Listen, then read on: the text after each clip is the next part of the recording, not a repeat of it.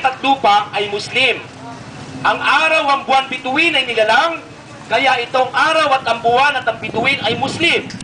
Si Eva at Adan ay nilalang nang naglikha ng langit at lupa. Ang lahat ng lalaki ay lahi ni Adan, Muslim. Ang lahi ni Eva, ang mga kababaihan. Kaya lahat tayo dito sa mundong ito ay mga Muslim. Maliwanag po yan, mga kapatid. Kaya kung halimbawa na merong nagkamali na sa palagay nyo ay Muslim dahil distinguish natin na sila ay Muslim, huwag ninyong sasabihin na itong Muslim na ito ay Muslim siya.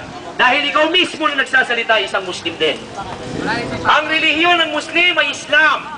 Ang ibig sabihin ng Islam, salam, kapayapaan. Tayo ay sumunod, tumalima, isuko natin ang ating sarili sa tunay na naglikha, na nag-iisa, na naglikha ng langit at lupa. Siya si Elohim sa salitang Hebrew, siya ang Eloi o Elai sa salitang Aramaik na ginamit ni Jesus, na kinikilala niyong Jesus.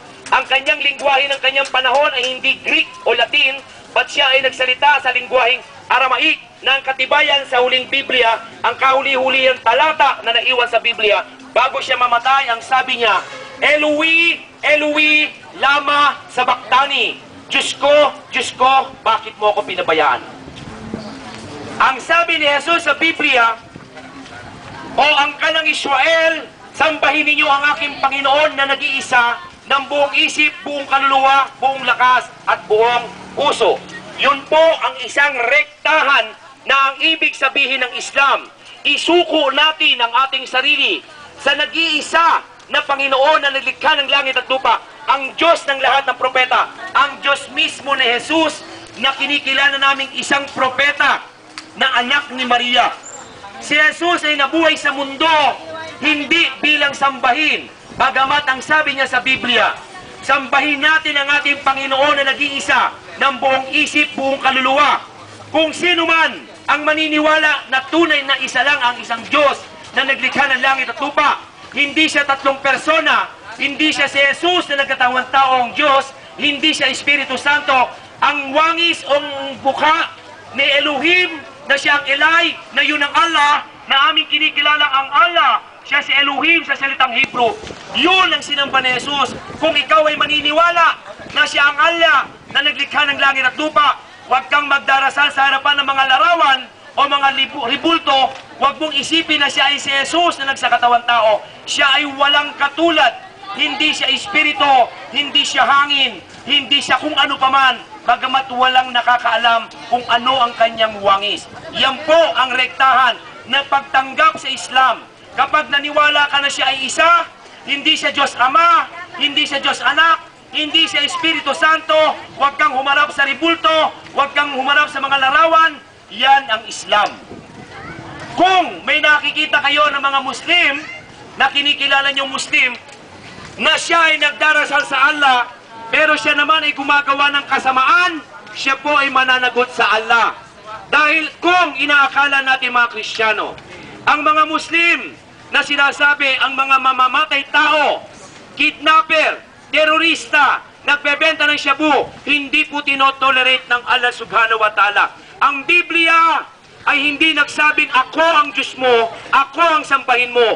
Ang Quran hindi nagsabi, ako ang Diyos mo, ako ang sambahin mo. Gumawa ka ng masama, pumatay ka ng tao, mang-hold up ka, magbenta ka ng shabu, at kung ano-ano pa. Katunayan, ang Quran ay nagsabi, singliit man ng atomo o langgam na ginawa mong mabuti, ay may kagantihan ng Allah subhanahu wa ta'ala para sa iyong mabuting ginawa. Singliit man ng langgam o atomo mong ginawang masama, may kagantihan ng Allah subhanahu wa ta'ala sa lahat ng iyong ginawang kasalanan. وَمَنْ يَعْمَلْ مِثْقَالَ ذَرَّةٍ خَيْرًا يَرَهُ وَمَنْ يَعْمَلْ مِثْقَالَ ذَرَّةٍ شَرًّا يَرَهُ. Kaya kung meron kayong Muslim na nakikitang masama ang pag-uugali, magbabayad siya sa Allah sa kanyang mga kasalanan. Subalit, meron tayong subalit, mga kapatid. Hindi tayo nilalang sa mundong ito para magpakabait lamang.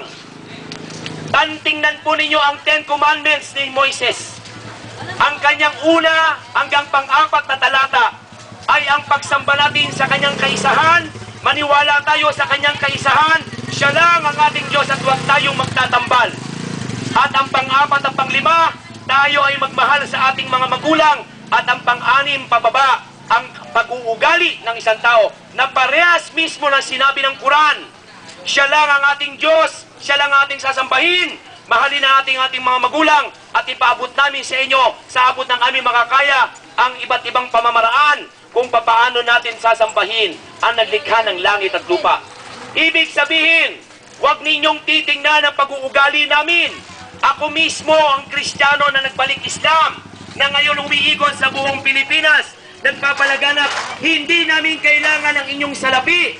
Hindi kailangan sa Islam ang salapi ng tao. Ang kailangan ng Allah sa mga tao, dahil tayo'y kanyang alipin, magdasal ka sa kanya, magpasalamat tayo sa kanya sa lahat ng mga kabutihan, biyaya na tinanggap natin sa kanya simula pa nang ito'y nilikha. Ang Eva at Adan, ganun din ang mundo. Mga minamahal ko mga kapatid, maaari po sigurong kayo ay nagtaka dahil ngayon lang naganap ito. Yes, sa katotohanan ng aking kaalaman sa Islam, wala pa sa katiting ng aking mga kapatid ang mga kamusliman. Lamang, ang aking mga kapatid na mga kamusliman ay walang kinalaman o alam sa kasaysayan sa Biblia. At pangalawa, hindi sila marunong magsalita masyado ng Tagalog. Tinulot ng Allah subhanahu wa ta'ala na isang katulad ko na ipaalam ang Quran na lahat halos na nasa Biblia, kahit na ano pang itanong mo, magmula sa umpisa hanggang katapusan, isasagot ko sa iyo kung anuman ang itinuro sa iyo na hindi ka dapat dito sa mundong ito na pasambahin ka katulad sa ginawa ng isang tao, na katulad ng mga ribulto, isang kalapastangan sa Allah subhanahu wa ta'ala na sumamba ka sa iba, dapat ay sa kanya lamang. Yan lang po ang landas patungo sa paraiso. Hindi ko naman sinabi sa inyo, kaming mga Muslim na Islam ang mapaparaiso. Ako mismong nagsasalita, hindi ako makatitiyak kung ako'y makakapasok sa paraiso. Why? Ako'y hindi nakakasisiguro kung ako'y nakagawa pa ng masama o hindi. Tandaan po natin, hindi kailangan ng Allah na kilalanin siya ng tao. Hindi kailangan ng Allah na sambahin siya ng tao. Hindi kailangan ng Allah na magpakabuti ang tao. Tayong mga tao ang nangangailangan na kilalanin natin ang Allah. Tayong mga tao nangangailangan sumamba tayo sa Allah. Tayong mga tao nangangailangan magpakabuti tayo. Pag tayo'y namatay, yan po ang baon natin sa mundong ito. Kung ipagpapatuloy ninyo ang minana nating mga doktrina magmula ng 1521 to 1565, nung sila ay sumakop sa bansa natin, doon lang tayo nagkahati-hati. Pero ang bansa natin, katunayan, we are a real Islamic people. Nung tayo po ay Muslim sa bansang ito, walang kaguluhang naganap sa bansa natin. Tayo'y payapa na namumuhay. Katunayan, ang Olongapo, yung ulo ng Apo o Olongapo na yan, siya ay isang Muslim. Tingnan po ninyo ang itsura niya. Ulo ng Apo. Kaya naging Olongapo. Yang ulo ng Apo na yan, isa siyang dato. Ang gumagamit ng salitang dato o sultan, walang iba kung hindi ang mga kamusliman. We are not a Filipino in the reality, but we are a Maharlikano, Maharlika. Kaya lang tayo naging Philippines because of Magellan. Ang sabi niya, siya daw ang nakadiskubre ng bansang Pilipinas. Kaya ipinangalan niya kay King Philip, Philippines. But even kung dumating man siya dito o hindi, meron na ho tayong sariling tradisyon at kultura. We have a real name. Ang real name ng bansang ito is Maharlika. Pero hindi ko pinapaliwanag yan para tayo ay magalit o mag-away sa isa't isa. Please, mga minamahal ko mga Christian, huwag po ninyong isara ang inyong pag-iisip. Mag-aral kayo, magtanong sa Islam. Ang daan patungo sa paraiso, ang sino mang maniwala sa kanyang kaisahan, hindi siya isa na naging tatlo o tatlo na naging isa, o ribulto o larawan. Bagamat siya ang Allah na naglikha ng langit at lupa, siya ang nagbibigay ng ulan, ang nagbigay ng buhay sa bawat isa, siya rin ang babawi ng buhay sa atin, at siya kanya rin tayo babalik. At kapag ikaw ay tinanong kung sino ang iyong sinamba, kapag sumagot ka ng iba, maliban kay Elohim, na siya ang Elay, sa salitang Hebrew at Aramaic, na yun ang Allah subhanahu wa ta'ala, katiyakan, ang impyerno ay tatanggapin ang hindi kumalala ang sumamba sa Allah. Kahit na ano bang bait mo, hindi ka tatanggapin. Katiyakan. At ikaw ay mabuting tao, sumamba ka sa Allah, mas mauuna pa kayo sa amin sa paraiso. Dahil ang sabi ng Allah, lahat ng kasalanan ng tao kaya niyang patawarin, maliban sa isang kasalanan. Ang sumamba ka sa iba, dapat sa Allah lamang. ano ang itsura ng Allah. Ang sabi ng Biblia, ako'y Diyos, hindi ako tao. Walang iba liban sa akin. Walang katulad ko. Ang sabi ng Quran, Kul huwa lahu ahad, Allahu samad, lam yalid, walam yulad, walam yakul lahu kufuwan ahad. Ipinapahayag namin sa inyo, mga minamahal ko, ang Allah ay nag-iisa. Siya ay ganap, sandigan nating lahat. Hindi siya pinanganak at hindi nagkaanak. Ang Allah ay walang katulad. Kaya naman sasambahin natin siya, huwag tayong haharap sa mga ribulto, huwag tayong haharap sa mga larawan. Bagamat sabihin natin ang Allah sa pangalan ng Allah, pero siya ay nasa ating harapan, wala tayong nakikita. Doon ka sumamba sa Allah. Ano man ang aking mga nasabi, mga minamahal kong mga Kristiyano, na medyo nakasama sa inyong damdamin, humihingi po kami ng kapatawaran. Ito po ay simpleng-simple lamang na paliwanag sa bawat isa. Ito po isang big warning to every one of us. Magsaliksik kayo sa Islam. Hindi namin kailangan ninyong salapi magmula ngayon hanggang sa magunaw ng mundo. Ang kailangan namin sa inyo, sana, inshallah, sumamba kayo. Manampalataya tayo na isa lang ang ating Panginoon na sinasamba. Hindi siya tatlong persona, hindi siya yung ribulto na pinakikilala sa atin o mga larawan. Hindi siya si Jesus na nagsakatawan tao. Bagamat ang Allah, siya si Elohi, ang Ilahi na sinamba ni Jesus. Siya si Elohim sa salitang Hebrew. Maganda pong umaga sa inyong lahat. Maraming salamat. Assalamualaikum warahmatullahi wabarakatuh. Imbitahan natin sila. Imbitahan natin sila. Magandang umaga po uli. Ako po si Abdurrahim, ang panganay na anak ni Abdurrahman, yung nagsalita po dito. Sa lahat po ng mga Kristiyano na mga kapatid po namin na may gustong magsaliksik sa Islam at gusto po nga alamin kung ano ang Islam, ang totoong aral ng Islam, pwede po kayong magpunta sa Bangladesh na lugar kung saan po meron kaming masjid. Straight lang po kayo dito hanggang doon. Malaya po kayong magtanong, makialam, humingi ng mga babasahin, alamin na patungkol sa Islam. Ito po ay libre. Kay Kristiyano ka, kay Hudyo ka, kay Budahismo ka, kay anong lahi mo. Ang importante po kasi sa halos nagdaang panahon hanggang sa ngayon, ang mga Kristiyano po nating kapatid ay halos walang kaalaman sa Islam.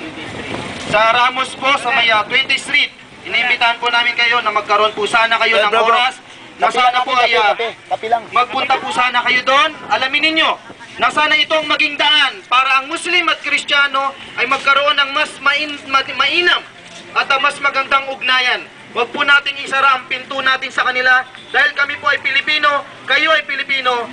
Kahit na tayo ay sugatan natin ang ating sarili, ang lalabas na pong kulay ng dugo, hindi po asul, hindi po green, kundi pula. Iisa lang po ang layunin natin sa buhay. Ang sumamba sa nag-iisa, walang iba kundi ang naglikha ng langit at lupa. Yun po ang Allah, ang tagapagligtas. Siya ang Allah na naglalang kay Ebat Adan. Wala po tayong pinag-aiba. Kailangan lang po natin is malaman kung ano ang totoo. Nang sa gayon po, pag nakakita kayo ng Muslim, hindi po nagkakaroon ng agwatan. Hindi na po nagkakaroon ng away. Hindi po solusyon ang bala. Hindi solusyon ang gyera. Hindi solusyon ang patayan. Ang solusyon para magkasundo ang Muslim at Kristiyano is ang magkaroon ng kaalaman sa bawat isa. Religion ng Kristiyano, alam ng Muslim kung ano sa Kristyan. Yun po ang magiging pamamaraan para magkaroon ng kapayapaan. Inulit po namin, malugod po namin kayong iniimbitahan na mag-aral, makialam, magtanong, humingi ng mga babasahin, alamin ang Islam, alamin kung paano maging isang Muslim. At salamat po sa inyong pakikinig. Sana po ay nakapagbigay kami sa inyo ng mga kaunting kaalaman at kaunting impormasyon. At huwag po kayong maiilang, huwag po kayong mahihiya kung mayroon po kayong mga problema sa kapatiran naming Muslim dahil kami po ay handang makinig. Tao rin po kami. Meron din po kaming mga puso. Alam din po namin kung paanong nasasaktan. May mga pamilya rin po kami. At ang hangad po ng bawat Muslim dito sa Olongapo ay hindi po para kami ay maging isang terorista o para kami ay maging isang matapang. Hindi po kami nag-Muslim para pumatay ng tao, manlait ng tao. Dahil ang sabi ng Propeta Muhammad sa kanyang kapayapaan, ang totoong Muslim ay ang mayroong tunay at magandang pag-uugali. Hindi po kung ano-anong nakikita ninyo.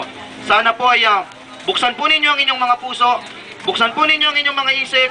Pagkakataon na po natin ito, kung talagang totoo natin ang tunay na kapayapaan at katotohanan, alamin po natin ang Islam.